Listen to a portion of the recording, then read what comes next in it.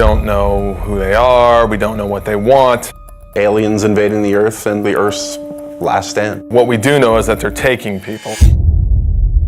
It's basically not a remake, but a reimagining of the original XCOM game. Well, core principles from the original that we wanted to build on was basically everything. XCOM is about Earth being threatened by an unknown enemy. The world bonds together and they form an elite military organization, the most elite in the history of the world, and that's where the player comes in. They are the commander of this organization. I think we were all fans of the original, working for Firaxis, we're all fans of squad-based, turn-based strategy, so I've played just about every turn-based strategy game out there. I think we all had a lot of ideas and things that we wanted to do and things we liked about all of the games that we played in the past. Just really finding the fun things and eliminating the things that we didn't really care so much for. So we start with the original game and we play it and we say, okay, well, we find that new players or even us old diehards, like we find this concept, we can improve this a little bit. And one of the first things we looked at was time units. And the idea was that your soldiers had a certain number of time units to move around the battlefield, to perform abilities, take shots and things like that. And actually it worked great in the sense that you had this resource that you were hoarding and that you had to be careful, because when you spent too many, you could find yourself exposed and in dangerous situations. So there's this great risk-reward mechanic.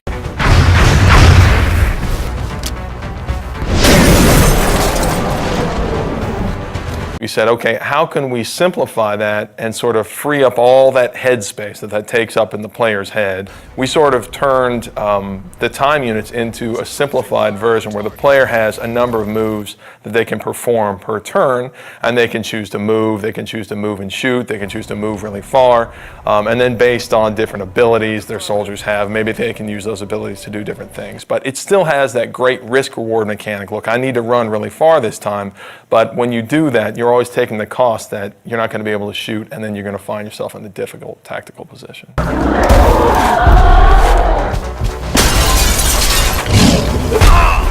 The other big thing I think that we did was we added cover to the game. Now tactically you have a lot more important decisions to make based off of being in low cover and high cover, flanking aliens. So in some ways we feel like we made the game more tactical. One of the advantages I think we have as a turn-based game is that we can move the camera around wherever we want. If you're making a game that has real-time response, players get really upset when you take control away from them. Well, we do that every other turn. There's been a very cinematic approach to the game that we're making now that wasn't available then, simply because we can move the camera around and take advantage of the fact that we have a 3D game. We're still leveraging the 3D and the tech that we have available now to make it a much more compelling experience, I think, visually, than they were able to do back then. The Glamcam was our way of kind of making a turn-based strategy game sexy. It was a way for us to take the camera and put it in the environment in a way that kind of got you out of the normal gameplay mode, but let you see things a little clearer and a little more up close and feel like you're a little more part of the action. The idea is that when your soldier goes to take a cool shot, then the camera can drop in, and we've got these great dramatic scenes where your sniper's lining up this super long shot and you'll see it fall right down the barrel.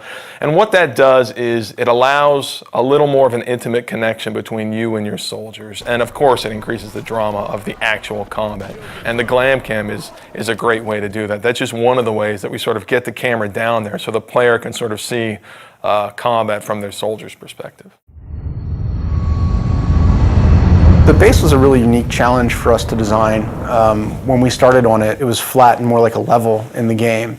And we really wanted to have base building, but we ran into some really difficult challenges on it being flat and working more like a level. And at a certain point, a couple of my guys had come in and they said, you know what, we keep talking about this as an ant farm. Why don't we make it like an ant farm? It is very much, the G.I. Joe base that the kid down the street had that you didn't have, that you got to play with every once in a while if you went to his house.